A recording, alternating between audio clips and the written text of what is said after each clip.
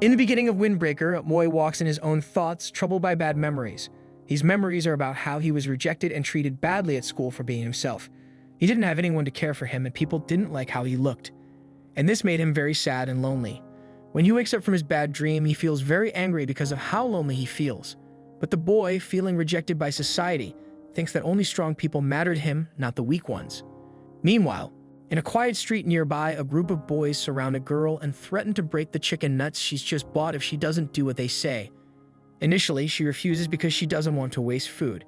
But the leader of the mean kids makes fun of her for pretending to be strong, and he holds her wrists so she can't leave. Not long after, the boy comes across the group that's bothering the girl. He steps in and asks them to stop. But the tallest boy doesn't like his interference and tries to punch him. However, the young man with his strange eyes shows his disgust for bullies like them and swiftly defeats the whole gang. Not satisfied with just beating them, he grabs the leader by the collar and warns him never to forget his name, Haruka Sakura from Furin High School. With the problem solved, Sakura walks away as if nothing happened. But the girl he saved follows him and thanks him for his help. Strangely, Sakura takes a moment to realize she's talking to him. He then tried to clear out the misunderstanding, saying that saving her wasn't his intention. Confused, the girl asks whether he was hungry, but he refuses the offer. However, in the next scene, Sakura ends up at the diner where the girl works. And as they talk, she learns that he's from out of town. She then remarks that it's unusual for people to move to this city, because it had a reputation for constant gang fights and organized crime, making it an undesirable place to live. She then introduces herself as Tachibana Kotoa. During her conversation, Sakura wonders why she's being so friendly with him, considering he's used to being feared by others, especially after the incident where he beat up 5 guys in front of her. Seeing that Sakura was lost in thought, Konoha suggested he try the omuris. Upon tasting the dish, Sakura was immediately enlightened, but was immediately disappointed upon knowing that they don't offer home delivery. As his irritation subsided, Konoha casually brought up his appearance, asking if he wore colored contacts or dyed his hair. This makes Sakura frown, but Konoha shamelessly examined his unusual marble-like eye up close. Feeling uncomfortable, he then withdrew and challenged Konoha to a fight, as people often mocked his appearance. However, Konoha expressed admiration for Sakura's looks and recalled seeing a boy with similarly unique hair. Sakura emphasized that appearance didn't matter in a fight, which was why he joined Furin High School, where all the best fighters gathered. Konoha then explained the daily faction wars that were held in the school, regardless of occasions like Christmas or International Peace Day. But Sakura still aimed to rise to the top in this chaotic environment. She observed Sakura's dedication and his eagerness to start studying, despite classes not beginning until the next day. She also notices that he was outraged by the statement she gave about Furin High School's true nature. He persisted on challenging her to settle things outside, but their confrontation was interrupted by the friendly Mr. Yama, who thanked Konoha for the meal. Sakura, however, called out to the old man and handed over a package Mr. Yama had forgotten. Turns out, inside the package were some sweets Mr. Yama had bought for his grandson. Mr. Yama then thanked him and left. However, Sakura's past traumas made it difficult for him to comprehend why someone would be kind to a strange kid like him wearing a delinquent uniform. Konoha reflected on Sakura's experiences and determination, understanding why he chose Furin.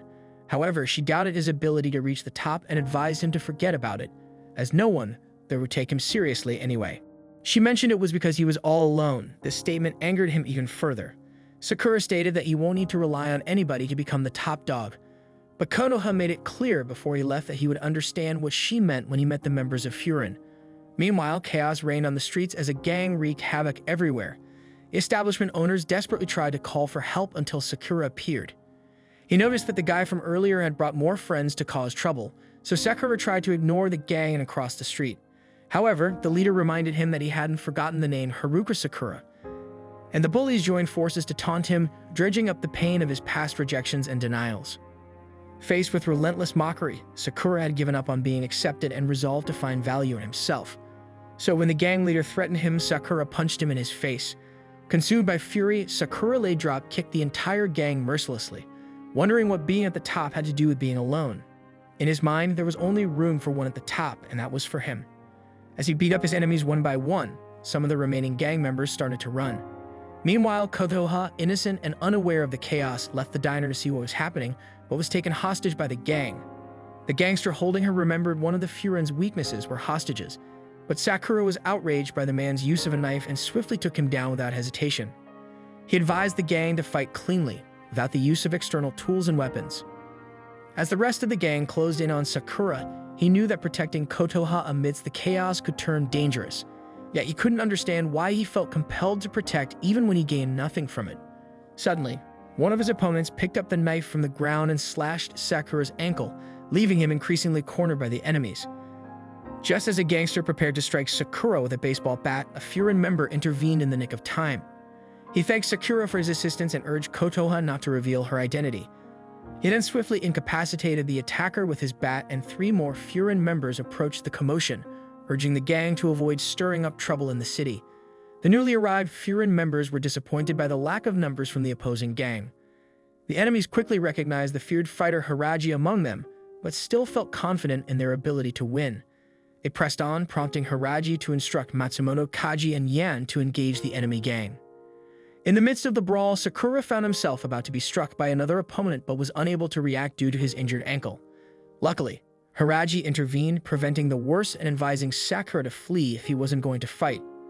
Irritated, Sakura protested that the opponent was his, but Haraji made it clear that it would be impossible for him to protect everyone caught in the crossfire.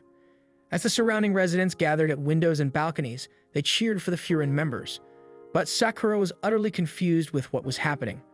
However, Kotoha recalled her earlier remark about the city being a haven for gangs and hooligans, which changed a few years ago due to the Furin High School. 2 years ago, the current Furin High School members placed a sign at the city entrance, warning that those who caused harm, destruction, or harbored ill intentions in the city would be met with destruction by the Furin.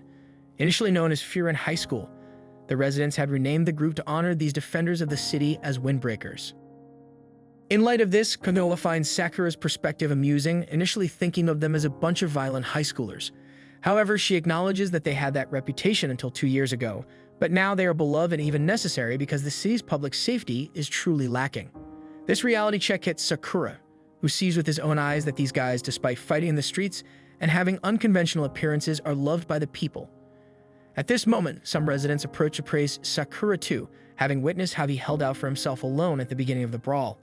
An elderly lady expresses concern about providing first aid to his injured ankle, which initially freaked him out due to his disbelief. However, Kotoha takes over the bandaging and reminds him that he is indeed alone, but not by his fault or intention. She emphasizes that the people of the city need people like him. Sakura then replies that he doesn't need anyone, but Kotoha questions why he returned Mr. Yama's gift or even protected her during the fight. The truth is that Sakura hasn't given up on others yet, and he doesn't want to. And to demonstrate the truth in this feeling, Kotoha asks Sakura to lift his head and look into the eyes of the people around, because only then can he become what he desires so much. Finally, Sakura accepts the pep talk, albeit in his own violent way, affirming that even he is capable of being a delinquent who plays the role of a superhero and acts as the city's shield. He delivers another kick to the opponent's leader, while wondering if he can finally establish some genuine connections. Sometime later, Sakura arrives at Tachibana's restaurant, fuming at having to carry old Grandma Sato on his back. He then tells her to get down, but Grandma Sato refuses, fearing that she might hurt her back. After some arguing, Grandma Sato quickly dismounts and does a superhero landing, which infuriates Sakura even more. She then thanks Sakura for his kind act, and the flustered Sakura decides to leave. However, Tachibana stops him from leaving and offers him some food, as today is his entrance ceremony. Although it's still early, she insists he must be excited to go to school. Sakura tries to deny it, but she understands, knowing there are many interesting characters at Furin. Just then, a kid named Mirei arrives, falling flat on his face. He tries to get Tachibana's opinion about his new uniform, but Sakura points out that he still has tags on his jacket. After Mirei manages to remove the tags, Tachibana informs Sakura that they'll be in the same grade. Mirei notices Sakura's unusual hair and eye, and Sakura braces for a potential problem. Turns out, Mirei is surprised by Sakura's white hair and deduces that Sakura must have it rough, always being so stressed out at his young age. Trying to understand why someone like Sakura came to their town, Mirei eagerly explains that Furin High is no ordinary school. Members of Furin stand up to protect the locals, defending the weak and crushing the wicked, making them heroes of justice. Everyone who comes to Furin admires them and wants to help protect the town as well. Mirei is one of them, but he wonders why someone with no ties to the town, like Sakura, came. Sakura makes his intentions clear, revealing he's there to claim the top spot. While protecting the town is noble, Sakura just wants to be the best among them. Mirei gets serious, cautioning Sakura against making promises he can't keep, jokingly citing fear of Sakura going bald. Irritated, Sakura demands they fight, but it's getting late. Nirei must leave for town patrol before the entrance ceremony, as he'll also be a hero of justice from today. As he exits clumsily, Tachibana remarks on his humor. While Sakura can't believe such a dork wants to be a hero of justice. Tachibana is surprised to hear Sakura talking about someone else's looks, but Sakura clarifies that he meant guys like Nirei are the type to always back out of fights, which to him is the lamest thing. Tachibana considers it as an assumption, but Sakura insists he's seen it happen far too many times, finding it sickening. Taking a moment to teach him something, Tachibana points out the difference in color between coffee fruit and the beans in jars. The lesson is that if one looks at things only from one perspective, they'll never see its true shape. She believes Sakura shouldn't be so quick to make assumptions and encourages him to get to know people better to figure out what they're really like. Sakura takes in this valuable lesson, but he interprets it as Tachibana secretly hinting that Nirei is actually a good fighter. Tachibana is disappointed in him and wonders if fighting's all he cares about. After he leaves, Sakura tries to ponder about the conversation he just had. Just then, he was stopped by some locals and was offered some free bread by the baker. Initially confused, the baker explains that Furin kids are always helping out the town, and he just wants to give back. They recognize Sakura as the one who stood up against the gang the day before and points out that everyone is talking about him. Overwhelmed by the praise, Sakura doesn't know how to handle it and quickly leaves. However, as he walked, the bakers came back and insisted on him taking the bread to eat later. As Sakura goes through town, he finds that several other people feel the same way. He can't figure out what's going on and wonders what is wrong with all the people in this town, as they're acting way too nice to a guy like him. Sakura then realizes that it was his assumption that they would treat him poorly. Just then, Sakura is shocked when a girl begs him for help. In an alley, Nirei gets beaten up for stopping a guy from bothering a girl. The guys mock him for thinking he could protect the town and declare that he's the one that needs protecting. Nirei tries to make them take it back, but he just gets pushed around. The guys are surprised when Nirei declares that those who cause pain or bring destruction to the town will be purged by the Windbreakers. They laugh, pointing out that only guys in superhero shows talk like that. The leader gets annoyed and tells him that it doesn't matter if Nirei is a Windbreaker, as he will be the one that will be purged. He prepares to attack him, but Sakura shows up just in time to help. Nirei is shocked and wonders why Sakura is saving him, but Sakura doesn't pay him any attention. The bullies laugh, assuming Sakura is there to save his buddy, but Sakura is insulted by that. He reveals that it's not true, and that he just hates weaklings who think they are strong. Sakura tells them that it makes him sick, so the bullies decide to show them what they can do. Nirei, on the other hand, fears for Sakura's safety, thinking that Sakura can't beat them on his own. However, to his surprise, the guys are all unconscious just seconds later as Sakura proves his strength. Nirei is surprised by how quickly Sakura handled the bullies and wonders just who Sakura is. Despite being terrified of him, Nirei still thanks Sakura for his help. Sakura, however, clarifies that he wasn't saving him, and that he was just taking care of business. He calls Nirei a typical poser and warns him to know his own limits. Nirei then shares that he used to get beaten up in middle school until he was saved by someone from Furin. This person, whom he'd normally be scared of, seemed really cool at that moment, inspiring Nirei to want to be just like him. He came to Furin with hope to become just as awesome as the guy he met, but now he realizes just how pathetic he is. Reflecting on his assumptions about Nirei, Sakura acknowledges that Nirei actually stood up for himself. He tells Nirei that although he's a weak fighter, he might not be as lame as he thinks. This shocked Nirei, and suddenly the girl whom he protected arrived to thank him for sticking up for her. She also thanks Sakura, who gets flustered and tries to leave, but is quickly stopped by Nirei. Pulling out his little book again, Nirei bombards Sakura with questions about his height, weight, blood type, and hobbies, eager to analyze every single corner of him. He takes notes on him, but Sakura stops him. Nirei explains that he likes gathering data on guys he finds great and cool. Flustered, Sakura tells him to do whatever he wants, which Nirei takes as an invitation to be Sakura's personal guide. Offering to show Sakura around and introduce him to the town and its people, Nirei admits he might not be any help in a fight, but is the best guide around. Sakura is surprised when Nirei declares that he will guide Sakura all the way to the top. Nirei then insists Sakura to get going, but Sakura is busy eating because he gets really hungry after fighting. The two eventually make it to school, and Sakura wonders if there will be a bunch of people like those guys he met before. Nirei finds the class roster and is delighted to find that he and Sakura are in the same class. He's then amazed by all the other names on the list. Even though he doesn't know them personally, he admires those people. Sakura doesn't think it matters who is in their class, but Nirei points out that they'll be spending a lot of time around these people. Just then, Nirei is shocked by one name in particular, and Sakura notices he's lost all his initial energy. However, Nirei gets over it and tells Sakura to be friendly to everyone in class.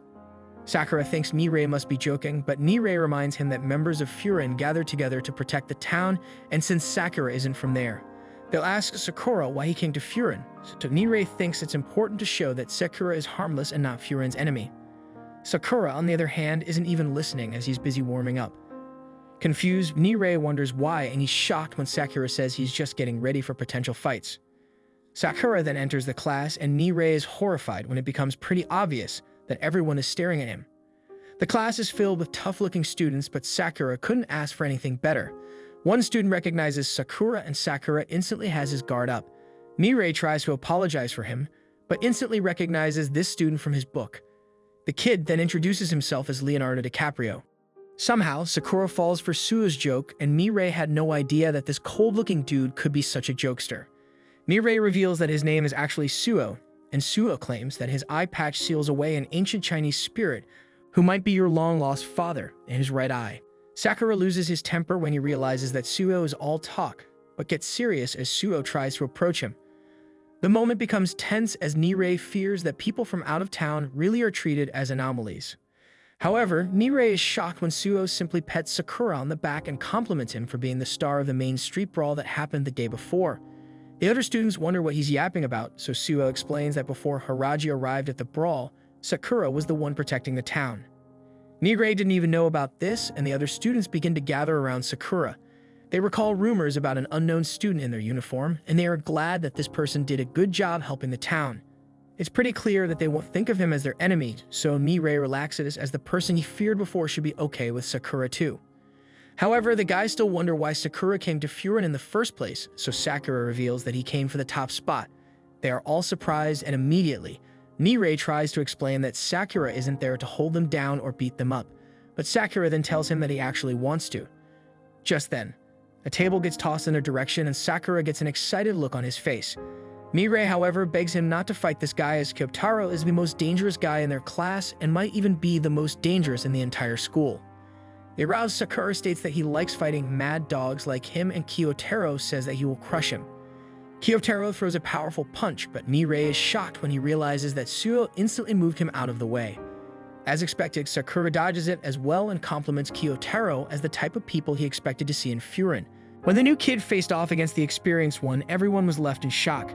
Suo then warns Sakura not to talk about wanting to be the best in front of Kyotaro. He's been known for his skills since elementary school, and he's super loyal to the top guy as if he worships him, and that it would be too risky to challenge him openly. Another student then told Suo to stop them before things got bad, but Suo seemed eager for a fight. However, Kyotaro whiffed his punches, leaving himself open for Sakura's kick to the chin. Sakura made fun of Kyotaro's blind loyalty, saying he's not worth losing to. Just as things were heating up, there was a weird interruption from the room's speakers. Everyone quickly stopped to listen to the voice congratulating them for joining the school. Initially, Sakura got annoyed at the timing of the interruption, but he soon realized that the voice was from a guy named Umemiya Hajin from Furin. Umemiya is Furin's top member and their representative. He then welcomed everyone, but soon forgot everything he had to say. After hearing this, Sakura got excited because he finally knew who he had to beat to be the best in Furin. Umemiya's speech was a bit all over the place as he suggested everyone enjoy being young, maybe by going to the beach or something. Umemiya thought that it would be fun if everyone went to the beach together to eat shaved ice. Nirei asked if he heard that right, and Kyotaro questioned what was wrong with shaved ice. However, Umemiya acknowledged that not everyone might get along well enough to share shaved ice, but he hoped at least no one would fight on the first day of school. This immediately made Kyotaro wipe the blood from his mouth so as not to disappoint the boss. Finally, the representative emphasized that the most important thing was for Furin to protect the city, along with all its people, things, and feelings. Hearing this, all the students responded enthusiastically. Umemiya then announced the speech was over, and that it was showtime. Sakura noticed that the Furin members had a sense of unity and belonging that he had never imagined. He wondered if it was solely because the leader was very good at fighting. But at that moment, Suo appeared between Sakura and Kyotaro, reminding them that this was the perfect moment for them to make up, suggesting a handshake. Sakura was furious, thinking that the fight will have a second round, also stating that it was Kyotaro who started hitting him. Nirei pointed out that his face was very red and received a big bump on his head. Suo then mentioned that someone aiming for the top should know when not to engage in conflict, while also questioning Kyotaro about how the boss would react knowing he hit a fellow student. Kiyotaro then quickly extended his hand to his opponent and Nire begged his friend to do the same. Meanwhile, Sakura isn't good at these kinds of things, but it seemed that it must be done. Thinking that it was strange to touch someone other than in a fight, upon seeing them make up, Suo recalled the boss's words about enjoying their youth, which made the two angry. After the incident, several boys from the class hugged the newcomer and wanted to know how he managed to land a hit on Kiyotaro. While they debated about the fight, Sakura reflected that since arriving in this city, his human relationships were very different from his past interactions. This reflection silenced the young man, and when another classmate asked if he was okay, Sakura once again showed his lack of social skills, but at this moment he realized that the human body temperature was warmer than he thought. Sometime later, Takeshi called all the students to go outside, and Sakura found himself painting a graffiti-covered wall, wondering what the heck he was doing there. Flashback to 30 minutes ago, Sakura complained that he had just arrived in the classroom. However, the supervisor didn't want to hear it and told everyone there to follow him to the courtyard. Checking his stopwatch, Hiraji saw that it took people 7 minutes, 48 seconds, and 26 milliseconds to leave the room and commented that kindergarten children are usually faster than them. Sakura paid attention to that guy and remembered he was the same one who appeared in yesterday's fight when he was saving Kotoha from the cafeteria. Suddenly, Hiraji went after Sakura and threw him to the ground, reminding him that he wasn't allowed to tell anyone that Kotoha was present in that place because if the boss found out she was in danger, it would be a lot of trouble. Finally, he gave Sakura one more chance to keep his mouth shut, otherwise Hiraji would end up vomiting blood from stress. He then took out a medicine to relieve stomach pressure for these kinds of situations. Sakura quickly backed away and Nire asked what kind of guy Hiraji was. Sakura then told him that he's just a weird guy who takes stomach medicine. Nire quickly noted this information in his notebook. Sakura asked what this crazy interest was, so Nire explained that Tuma Hiraji was one of the 4 celestial kings of Furin. At the top of the hierarchy, they have Umemiya, and then below him are the 4 celestial kings. Each of them is the captain of each group from each year. For example, Sakura and Nire are in the Taman group because they are from Class 1. Hiraji then tells everyone to make groups of 4 or 5 to patrol the city. Each group needs an older student to lead them. Sakura, however, wonders why he's in a group with Kiyotaro, and Sue tells him it's because the leader wants Sakura to keep an eye on both of them. Sakura tries to argue that it wasn't a real fight, but Hiraji doesn't care and separates them again. Sakura thinks it might be easier to find troublemakers and fight them instead of patrolling. But Hiraji explains that Furin's job is to defend this city, not start random fights. Sakura finds this boring, but Hiraji thinks Sakura's obsession with fighting is more annoying. Suddenly, Hiraji sees an old lady struggling to climb stairs and tells the team to help her. Fast forward a few minutes, they can be seen painting over some graffiti, which is also part of Furin's duties. As a reward, they each get a Japanese fish cake to enjoy. They soon resume their patrol session, and Hiraji reveals that he understands Sakura's love for fighting. But after some time, he now realizes that helping the community is more fulfilling. Their patrol then leads them to a tunnel used by the metro system, where Sakura notices a neighborhood on the other side of the tunnel, marked by a drawing of a dog he finds ugly. Nire warns him to be careful because this marks the border between Furin's territory and another group's, where the other side are ruled by the Shishitoran, who believe in power above all. Suddenly, a boy in a middle school uniform appears with 3 others in orange coats. The Furin, however, can't cross into their territory. They only can hope the boy can make it through. But when the rivals try to attack him, Sakura and Kiyotaro intervene, drop kicking them. Nire thinks they're crazy for attacking first in enemy territory, but since the boy is one of theirs, Sakura and Kiyotaro argue that they're only defending themselves. As they handle the situation, another orange coat arrives, followed by Shishitoran's second-in-command, Jio Mama. He questions why Furin is there, noticing Hiraji too. However, his slow wave annoys Sakura, and when he asks about the knockout orange coat, tension starts to rise. The orange coat who woke up starts complaining to his boss about the enemies in their territory, but Joe shuts him up by hitting him on the head with a bottle and then beating him. He says only the strong can claim territory in Shishitoran, and this guy is too weak and deserves to die. Hiraji tries to intervene, reminding Joe they're on the same team, but Joe disagrees, saying the defeated guy is no longer part of their team and that Shishitoran doesn't need losers. Sue then remarks that these guys aren't very friendly and Sakura is tired of their twisted talk about power. He tries to confront Joe, calling the rival faction a nest of weaklings, raising the tension even higher. Joe asks if they've disappointed the young Furin, and the orange coats suggest killing Sakura, but Joe has another idea. He comments on Sakura's hair and tells him to stay put while he leaves, making it clear he remembers Sakura's face, or as he calls him, Reversi. After Joe left, Nire freaks out, fearing this confrontation will lead to war, and Sue regrets not interrupting sooner. On the other hand, Hiraji takes all his stomach medicine and explains that Joe cares deeply about territory and Shishitoran, so this won't be forgotten easily. He then blames himself for not acting sooner and apologizes. Hiraji leads them back to school, and upon arrival, he knows he has to report everything to Yumemiya, which immediately upsets his stomach. Sakura wonders if talking to the boss is really that bad since he's seemed friendly earlier. They then enter a rooftop decorated in a friendly manner, where the leader of the Furin is tending to his garden, proud of his eggplants and bell peppers. Suddenly, Gojo Satoru announces there will be a Furin barbecue this summer, which makes Sakura think he seems like he's from elementary school. Hiraji tries to tell Yumemiya that there's a big problem, but they're surprised when Yumemiya claims to already know. But it turns out Yumemiya was talking about not having enough plant seeds. Hiraji then tries to explain the trouble with Shishitoran, but Yumemiya focuses on planting his jalapenos instead. The guys quickly realize they're not talking about the same thing, but at least they figure out why Hiraji's stomach hurts. Sakura can't believe this guy is the boss, but Kotaro insists on respecting him. Yumemiya finally notices the other guys and proudly shows them his plants, while Hiraji is frustrated that Yumemiya isn't paying attention. Sakura then points out that all the plants look the same, which annoyed Kotaro, but Yumemiya tells him to look closer, telling him that each plant is unique. Sakura can't believe that this guy was the voice behind the announcement, confused on how his voice managed to grab everyone's attention easily. He wonders why everyone is drawn to Yumemiya. Sasaki, however, decides to speak up and explains that he chased a thief into Shishitoran territory and got in trouble, where Sakura and Kotaro helped him out.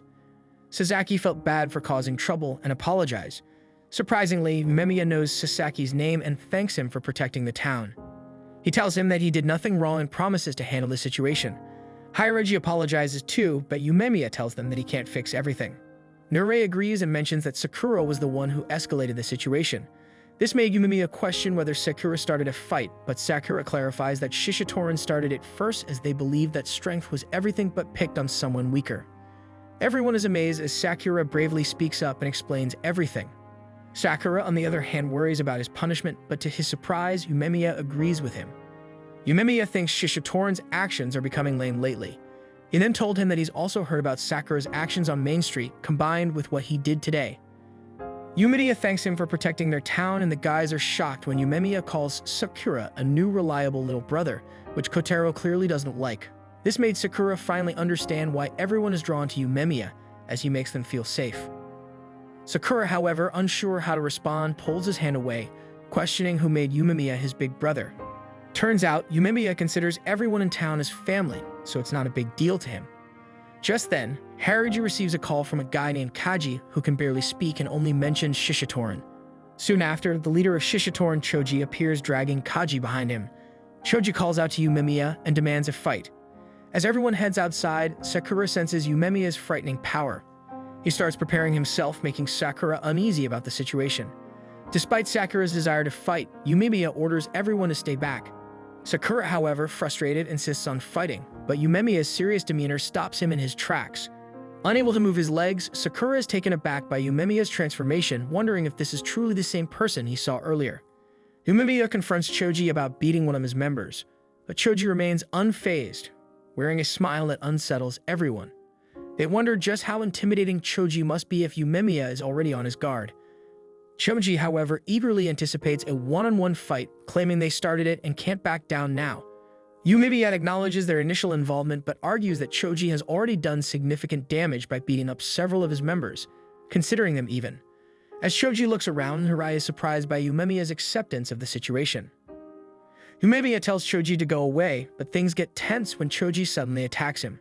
Yumemiya easily blocks the attack and wonders why Choji is so eager to fight, but Choji explains that he's tired of being the top guy in Shishitoran, while Yumemiya seems to have all the fun as the top guy in Bofurin. He wants to scare Yumemiya a bit to make things fair. Yumemiya, however, senses there's more to Choji's story, but Choji doesn't get it. Just then, Choji's buddies show up, making the situation more intense. Seeing this, all the other guys decided to step up as well. Sakura then tells Yumemiya that they won't interfere in a one-on-one fight but can ignore an invasion. Choji, however, wishes everyone would leave so he can fight Yumemiya alone, and all his friends disagree. He points at the school where the tension can be seen as the students are visibly angry and prepared for combat. Niri starts to panic, realizing how quickly things could escalate, but Yumemiya steps in, urging everyone to stay calm. He agrees to face Choji alone on the condition that Choji's friends stand down. One of them, however, insults Yumemiya for avoiding a fight, but Kotaro warns him to be careful with his words. Despite the provocations, another guy points out Kotaro's involvement in the incident at the bridge. Walso mocks the way this guy speaks, prompting Joe to intervene and calm everyone down. Surprisingly, Joe suggests postponing their duel until another time, explaining that the sun is setting, claiming that it'll be hard to appreciate the sight of someone's face being smashed in at night. Sakura then answers, implying that Joe's own face might be on the receiving end. Upon noticing the hostility between Joe and Sakura, Choji then proposes a different approach. He suggests a series of one-on-one fights instead of an all-out brawl, a proposition that Joe supports. They then decided on the matchups: Yumemiya against Choji, Sakura against Joe, Kotaro against the blonde guy, and So against the quiet one. While Yumemiya initially thinks his duel with Choji should suffice, Sakura and the others tell him otherwise. The newcomer's enthusiasm leaves Hiraji in disbelief, wondering what kind of kids Furin has this year. Suddenly, another Shishitoran member requests to join the fight, choosing Hiraji as his opponent, someone he knows as Sako. Hiraji, who's usually calm, is taken aback and apologizes to Yumemiya, while deciding to join the fight. With the matchup set, they agree to put their teams on the line for the battle scheduled the next day. In the cafe, Niri starts to panic, but Sakura advises him to calm down. However, Niri blames himself for the situation. Takebana urges him to eat something and relax, but Niri can't shake off his anxiety. He fears over the consequences if Yumemiya were to lose, which would mean Shishitoran taking over Furin, or worse, Furin ceasing to exist. Tachibana reminds Niri that stressing out won't change anything and reassures him that the Furin guys aren't weak. Sakura, on the other hand, wants to leave after hastily finishing his food, but is stopped by Niri, who reminds him to finish his veggies. Sakura then questions Yumemiya and Hiraji, who hasn't arrived yet. Niri then explains that they were busy diffusing the tension among those ready for a fight. Sakura then wonders why they chose to meet at this cafe, and Tachibana explains that it's somewhat of a Bofurin tradition before a fight. Just then, Yumemiya arrives and showers Tachibana with compliments, even showing her his plants. So explains that Yumemiya is quite fond of Tachibana, sparking Sakura's curiosity about their relationship. However, everyone quickly dismisses Sakura's suggestion, calling him an idiot. Yumemiya clarifies that Tachibana is actually his little sister, but Tachibana clarifies that they're not biologically related. She explained that they were raised in the same place, and Yumemiya started calling her his sibling on his own. Takebana is relieved when Sakura doesn't question it further, but Sakura is surprised to learn that she's only 16, the same age as him. He remarks on her maturity, assuming she's in her 20s, which is quickly greeted by Kotaro's hostility and Yumemiya's discomfort, causing him to change the subject. Hiraji, on the other hand, who's been quiet, explains that Yumemiya fiercely protects Tachibana and consequences would follow if she were ever in trouble. The scene then shifts to Hiraji spacing out and not finishing his food due to his thoughts on Shishitoran. Sakura wonders if things were different before, so Hiraji explains that they used to only believe in strength. They simply cared about strong fighters and had plenty of hotheads among them. However, they would never have gone after middle schoolers. However, since Choji took over, bad rumors have been spreading around. Hiraji has heard that Choji has been picking fights everywhere.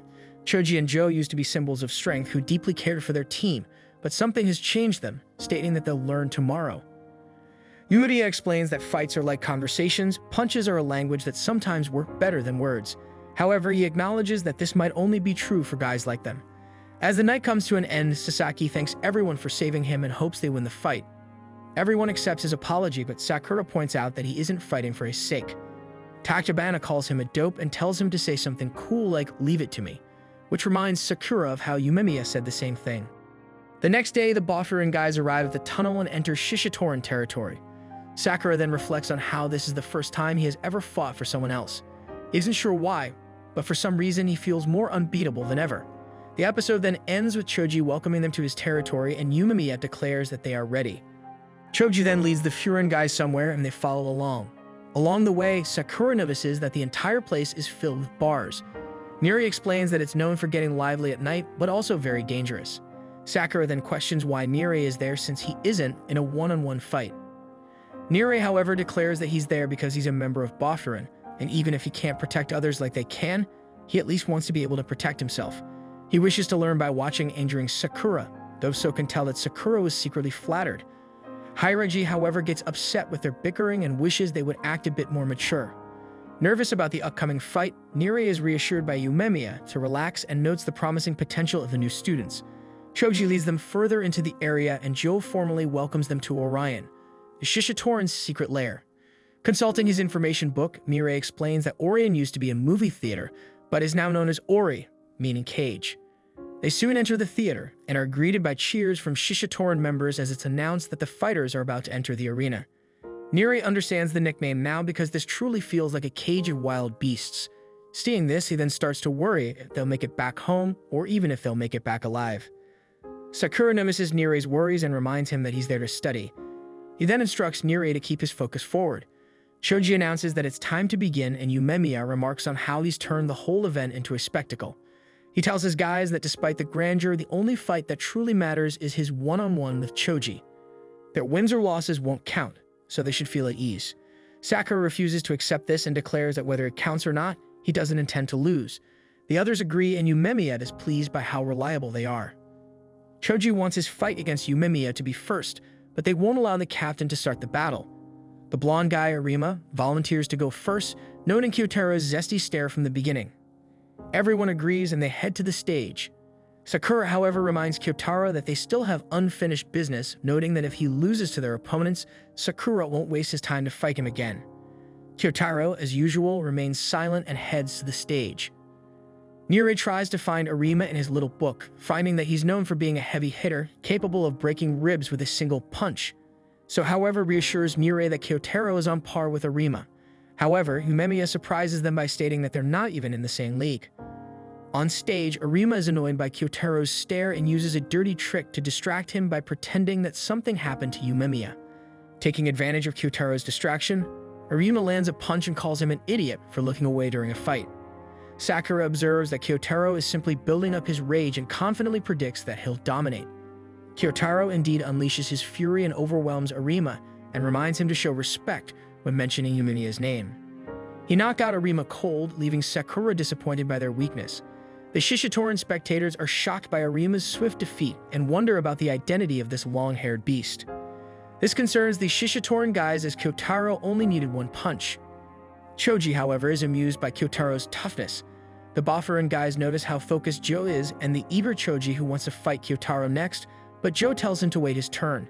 Nire is stunned by their reaction. Not only do they not care about their teammate who lost, but they're also complimenting the opponent, which made him become more certain that there is something wrong with these two. Yumemiya notes that Kyotaro has always been tough, so it's no surprise he wasn't fazed by a punch to the face. Nire is still shocked, but Sakura isn't because he's fought Kyotaro before. The others are relieved to see that Sakura finally accepts Kyotaro's strength, but Sakura is too embarrassed to admit it. While they argue, Choji for more fighting instructs a couple of his guys to clear the stage, and after they grow tired of dragging Arima, they decided to simply throw him off the stage onto the ground. They mock Arima for his weakness and kick his unconscious body, which horrifies Nire. He points out how horrible they are, but he's even more horrified when Sakura tells the two guys not to talk around him. He never wants to hear them talk about being devotees of power again, as it embarrasses him to hear losers like them speak. Suwa joins in, stating that kids like them won't understand until they're defeated. The guys become furious and wonder if they're looking for a fight. However, their anger turns to terror when Choji very seriously tells them to back away since they're not their opponents. Sakura eagerly wants to fight next, but Suwa declares that it's his turn to fight the quiet kid. Suwa points out that his opponent, Kamuma, looks really stressed out, so he wants to give him some exercise. Right before going on stage, Suwa explains that he initially thought that Sakura was stupid for wanting the top spot, but he realizes he was wrong. He thought Sakura's words were empty and meaningless, but now he knows Sakura actually has a spine. He then tells him that he thinks that he is pretty awesome and promises to do his best so he can keep up to Sakura. Sakura, unsure of what to say, simply tells Suwa to hurry up and get on stage. Nire then tries to find information about Kamuma in his book, but Sakura is more interested in learning about Suwa. He then explains that Suwa was famous for being strong in middle school, a fact Sakura could easily discern just by looking at him. But unfortunately, Nire doesn't have any more information. Hairaji then mentions that he's heard of Suwa quite a bit as well, but doesn't have any specific details. Yumemiya similarly lacks information but could tell from the start that Suwa is a kind gentleman. However, on stage it becomes evident that Kamuma is furious after seeing Arima knocked out. Kamuma reveals that he and Arima have always had each other's backs. However, Sue counters that Kanuma only complains when he's a victim, behaving like an impatient child. Sue's mockery prompts Kanuma to attack, but everyone is shocked when Sue easily dodges it. Continuing to mock him, Sue suggests they both should try to act like adults now. Kanuma decides to attack faster, but it only results in him being tossed to the ground. Despite his efforts, further attempts at landing an attack fail, and Kanuma grows increasingly frustrated as Sue continues to insult him. Sue keeps toying with Kanuma, surprising everyone as it appears that Sue's opponent is stumbling around on his own. The audience becomes annoyed with Kanuma and urges him to stop letting himself be toyed with. Kanuma, however, reflects on how they have no idea what it's like to have every attempt easily countered and wishes they could experience fighting Sue themselves. Yumemiya, on the other hand, realizes that Sue is no ordinary gentleman, and Sakura notes that he doesn't even have a shred of kindness, displaying ruthless behavior as he toys around with his inferior opponent. It is crystal clear that there is a huge gap in their skills. Sakura even states that he would want to end himself if he were in Kanuma's position, but he knows that he would never reach that point. Hiraji is surprised to see that Sue wanted to prove his point in this fight, and Yumemiya assumes it's because he was influenced by someone else. Nire realizes this as well, considering how Sue wanted to keep up with Sakura. Seeing Sue fight has caught Sakura's attention, and he wonders how he can get Sue to spar with him seriously. The fight continues, with Sue effortlessly dodging all of Kanuma's attacks, further showing everyone that he's toying with him. Sue then drops Kanuma once again, and the crowd turns against him. Kanuma is horrified to see Choji asleep during his fight, and Joe's lack of interest adds to his fears. Remembering what happened to the weakling under the bridge, Kanuma begins to panic. Sue notices Kanuma's panic and explains that he's finally figuring out what it takes to be an adult. Kanuma loses control and goes in for another attack, but Sue easily stops him. Shocked, Kanuma realizes that Sue knows what's going on in his head, assuming Kanuma is imagining becoming the person he mocked under the bridge. Sue calmly points out that imagination is essential to becoming an adult and tells him that he can finally move on to the next step. Continuing his lesson, Sue explains that Kanuma needs one more thing to make his imagination a reality. As Sue prepares to attack, Kanuma begs him to stop. Suddenly, Joe requests that the match be stopped, which confuses everyone. Joe then explains that he's humiliated them enough and states that Kanuma can't humiliate them anymore because he's no longer part of Shishitoran. This realization is Kanuma's worst nightmare, as his imagination has become reality. Sue then begins his final lesson, telling him that becoming an adult means being able to empathize, which requires imagination and experience. Sue is pleased for Kanuma, as he was able to learn something from the experience. The audience falls silent in disbelief at how thoroughly Kanuma was toyed with. None of the Shishitoran guys even recognize Suo, realizing he must be a first-year student. This revelation concerns them deeply, realizing that both Yumemiya and Suo are trouble. Suo, however, remains humble about his victory, but Niri wants to know whether he used kung fu or martial arts. Though he surprises him by admitting he doesn't even know his fighting technique, as his master just made it up. Niri diligently takes notes, and Suo apologizes for his behavior against Kanuma, stating that Sakura motivated him. Sakura doesn't care about Suo's apology and only wants to ensure Suo goes all out when they fight each other. Niri, however, is confused by Sakura's thirst to fight everyone, and Suo remarks that he wouldn't want to fight Sakura since he seems like a hassle to fight. They then argue, but Yumemiya is pleased to see everyone so lively. Despite this, Yumemiya can tell they will make a great team. Suddenly, they see Kanuma dragging Arima's body. Kanuma is so traumatized by what happened and tells Arima that it's all over. Shoji, on the other hand, wants to fight Suo, but Sakura declares that it's finally his turn. Unfortunately for him, Sako points at Hiraji, who apologizes to Sakura as he must go first. Sakura is furious and assumes that Hiraji doesn't think he can win, but he's shocked to find out that Hiraji trusts him. Flustered, he declares that he doesn't need Hiraji's trust, saying that he will win either way. Back to the fight, Hiraji doesn't usually speak much about himself, but he and Seiko seem to know each other. Koji cheers Sako on, but Joe is surprised that Sako insisted on a one-on-one with someone, as it's very unlike him. Joe wonders if something happened between the two, as he can never tell what Sako is thinking. Shoji, however, is more excited than anything, as it's not every day they get to see one of Bafurin's 4 kings fight against someone. Hiraji tries to catch up with Seko, but Seko remains silent, causing him to apologize, stating that he will win this fight. Shoji demands they stop talking and just fight, and Seko showcases his insane speed, surprising everyone. He declares that he's tired of Hiraji looking down on him and asserts that his old self is gone. They then battle it out as Hiraji barely avoids a devastating kick. Shoji cheers Sako on, while Niri is terrified at the pressure Seko is putting on Hiraji. Joe, however, is impressed by Sako's performance, explaining that Sako has been in more fights than anyone and joins Shishitoran, seemingly out of desperation. They are surprised by how much Sako is talking, as he usually only says yes or no, and sometimes one more word if they're lucky. Dodging Hiraji's attacks, Sako points out all his weaknesses, disappointed that Hiraji hasn't improved at all. Hiraji notes that Sako has become more talkative, mentioning their past, which infuriates Sako even more. He then launches another attack, shocking Hiraji with his increased speed, as he is disappointed to see that Hiraji not only hasn't improved but has even gotten weaker because he hangs out with a group of pushovers. This made Sekura furious, not towards Sako, but towards Hiraji. He points out that they're getting mocked because of him, and that the only weak part about Hiraji should be his stomach. This prompted Nire to hold Sakura back, while Suo observes that Sakura is starting to care more about his friends than before. Yumemiya then calms everyone down and tells Sako that Hiraji is one of their 4 kings, the leader of the Taman group. He confidently explains that Taman has another name, but Sako doesn't understand what he's yapping about. Suddenly, everyone is shocked by Hiraji as he stands back up and declares that he hasn't been kicked like that in a while. While Sako barely dodges his powerful punch, Hiraji acknowledges that Sako is a different person now. Yumemiya then reveals that Taman is also known as Bishamonten, the god of war who controls the battlefield. But Hiraji is upset about being yelled at by a first year and quickly takes some medicine. The scene then shifts into the past, where some bullies once targeted Sako for his being smart. They beat him up regardless, but the young Hiraji intervened to defend him. But in the present, they're fighting more evenly. The Shishitoran guys, as well as the first years, are impressed by the spectacle of the one-on-one fight, as they had no idea Hiraji was this strong. Sakura, however, wishes that Hiraji had shown his strength from the start, but Suo believes he was also inspired by Sakura's words. Choji, on the other hand, is also surprised by Sako's fighting ability, but Joe can see that Hiraji has the upper hand. As the fight progresses, it becomes even more evident. However, Sako refuses to accept that Hiraji's current self is stronger than him, finding it nonsensical given Hiraji's comfortable life and friendly circle.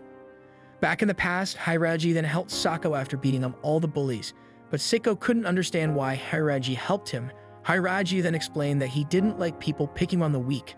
He then encourages Sako to fight back even a little to prevent further bullying. Sako, however, admired Hiraji's strength and begged him to teach him how to fight. He then explained that Hiraji was a person who never sought followers but naturally garnered everyone's respect. Sako looks up to Hiraji and wants to help him reach the top. But however, one day his world shattered when Hiraji told him to stop following him. Hiraji explained that he decided to follow someone named Yumemiya, making it clear that if Sako stayed, he would just be disappointed by him. Devastated, Sako channeled his anger into fighting until he was found by Joe and Choji, who at that time was impressed by his strength. The only thing Sako asked was whether they had strong members, which they assured him they did. Joe then explained Shishitoran's philosophy, emphasizing their devotion to power, or the stronger individuals are recognized and ascend higher. However, Sako didn't care about his speech, focusing solely on his desire to fight strong opponents, as he was determined to become stronger to defeat Hiraji and prove him wrong. In the present, Sako refuses to lose, comparing himself with Hiraji, who had formed close bonds with others. Instead, Sako devoted himself to strength. He launches an attack, but Hiraji predicts his movements, further fueling Sako's anger as he confronts Hiraji's decision to follow under Yumemiya. He asserts that he could never lose to someone who made such a choice. Hiraji then stops Sako's punch, apologizing for not meeting Sako's expectations before delivering a powerful blow to him. This made him emotional, as he realized that Hiraji's failure to meet his expectations wasn't the issue. Deep down, he didn't believe there was anything Hiraji needed to apologize for. But despite knowing that Hiraji was only looking out for him, Sako's pain stemmed from Hiraji telling him to stop following him. Sako didn't mind if Hiraji chose to support someone else. He simply wanted Hiraji to encourage him to keep following him. Then Hiraji's final punch brings an end to the battle, concluding the end of their conflict. As Sako collapses, another glimpse into the past reveals a time when he vowed to follow Hiraji forever, confident that Hiraji would ascend to the top spot. However, the Shishitoran guys are stunned by Sako's defeat, realizing that he lost to one of Bafuran's 4 kings. Meanwhile, the Bafuran members beam with pride for their comrade. Choji quickly expresses his desire to fight Hiraji, but Joe intervenes, instructing someone to remove Sako from the stage. But before anyone could do anything, Hiraji took matters into his own hands. Joe questions the need for such gentleness in handling Sako, but Hiraji stops him from grabbing Sako. Hiraji insists that he should wait until after his one-on-one to address Sako's situation, as even his own outcome remains uncertain. Joe's angered by Hiraji's approach, causing Hiraji to explain that their current methods won't lead to strength. The first-year Boffurin members then commend Hiraji for his performance, impressing Yumemiya, who specifically praises Hiraji's roundhouse kick. Hiraji expects Yumemiya to ask about his past, but he's surprised when Yumemiya didn't even ask and mentions that he's only willing to listen when Hiraji is ready to share. As Joe drifts into his memories, Choji brings him back to the present, reminding him it's his turn to fight. Sakura prepares himself amidst the cheers, declaring he's ready. Yumemiya then offers Sakura words of encouragement, while others express their support in their own ways. As Sakura reflects on the fight, seeing it as a conversation, he realizes the significance of his promise to the kid. Eager to finish the fight quickly, Sakura finds himself tackled by Joe right at the start. He narrowly avoids a devastating punch, causing the crowd's excitement to surge even more. Shaken by the sudden turn of events, Sakura regains his composure. Hiraji acknowledges Sakura's prowess in recent days but notes Joe's status in keeping the aggressive Shishitoran guys in check, hinting at his immense strength. Despite Sakura's observation about Joe's slow speed, Joe considers his pace moderate, intending to maintain it until Sakura catches up. As the battle continues, spectators marvel at Joe's remarkable speed. But Niri wonders whether Sakura can keep up, while Yumemiya emphasizes Joe and Choji's exceptional status among the Shishitoran guys. He assures Sakura can sense the gap between Joe's skill level and his own. But to their surprise, Sakura manages to land an attack, impressing Joe. However, he realizes he still has much ground to cover to match Joe's speed. As Sakura drops Joe and nearly crushes his skull, he recalls Sakura calling him lame in the tunnel, which greatly irritates him. However, Sakura manages to sweep Joe's leg, but Joe retaliates by smashing Sakura's face into the ground, much to the crowd's delight but Nire's horror. Disappointed to see Sakura knocked out so quickly, Joe taunts him, asserting his own superiority. He points out Sakura's brave act stems from being part of a strong group, but alone, Sakura lacks a voice. Infuriated, Sakura attempts to strike Joe, who calmly observes that Sakura is still talking. However, Sakura breaks free and continues attacking, determined not to lose to someone he despises. Taking the lead in the fight, Sakura's sudden change shocks the crowd into silence, even surprising Nire. He reminds Joe that losing to him would invalidate Joe's devotion to strength. His barrage of attacks is topped with a powerful kick to Joe's face, stunning everyone in the theater. However, Joe warns Sakura not to get cocky, delivering a devastating kick that sends Sakura flying. He explains the seriousness of their devotion to power, declaring the Shishitoran guys superior to superhero wannabes like Sakura's group. The crowd cheers as Joe stomps on Sakura's head, emphasizing the Shishitoran guys' dominance. The enemy is confident that Sakura won't be able to rise again, but Suo knows that the fight isn't over. Still conscious, Sakura condemns the Shishitoran guys' actions as mere bullying, refusing to lose to them. However, Joe has heard enough and stomps on Sakura's head once more.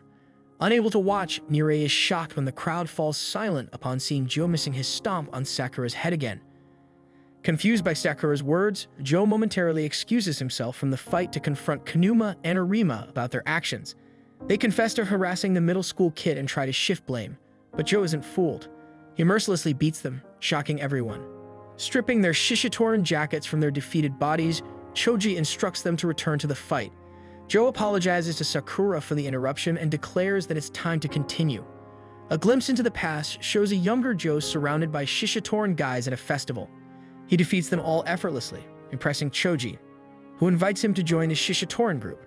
Over time, Joe and Choji become close, with Choji explaining the concept of devotion to power as an oath to remain true to oneself and to use power for freedom.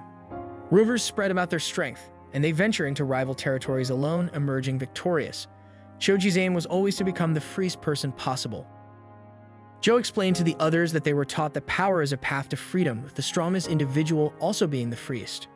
Choji, in particular, was determined to become the freest person, and he invited others to join him and Joe in their pursuit. With Choji, Joe felt a sense of belonging and freedom he hadn't experienced before. Although Joe didn't intend to compete with Choji, being around him allowed him to socialize more comfortably. He thought Choji would make a great leader for their group, but he soon realized his mistake. When Choji became the leader of Shishitoran, he seemed distressed, realizing that being the leader wasn't as enjoyable as he expected. Choji concluded that in order to get stronger, everyone in Shishitoran needed to reach his level of strength.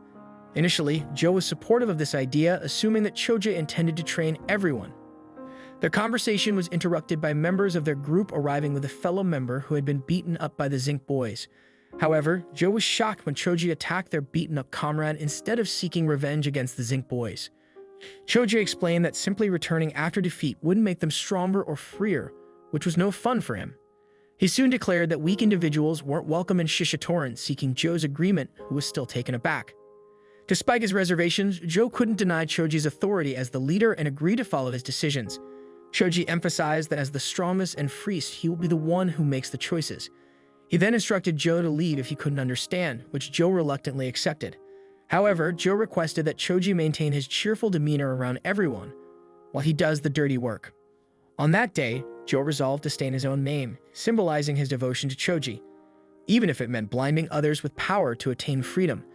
However, in the present, Sakura seems to have gained the upper hand in the fight, much to everyone's surprise. But he quickly notices Joe's lack of aggression and wonders about his intentions, echoing Joe's own uncertainty. Thank you for watching this 7th episode's recap of this anime, and if you enjoyed this video and want more of it, go ahead and hit that like button down below and don't forget to subscribe to the channel. Let's grow this community into a huge one and help us reach the goal of hitting 5,000 subscribers.